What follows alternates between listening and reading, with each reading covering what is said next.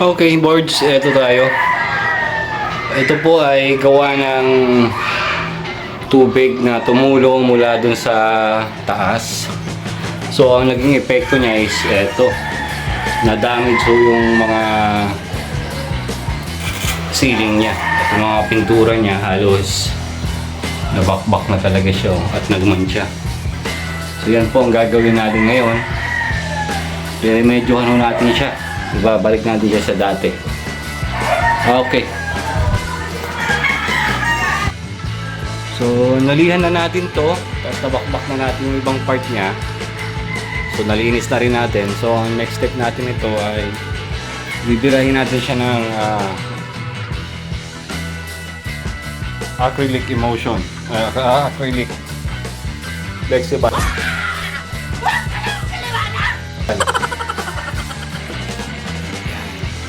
Tapos saka natin siya pa-flat latex. Pagkatapos ng flat latex, saka natin mamasilyahan. Pagkatapos ng masilya, pipinis na natin siya ng white. Paano masabi?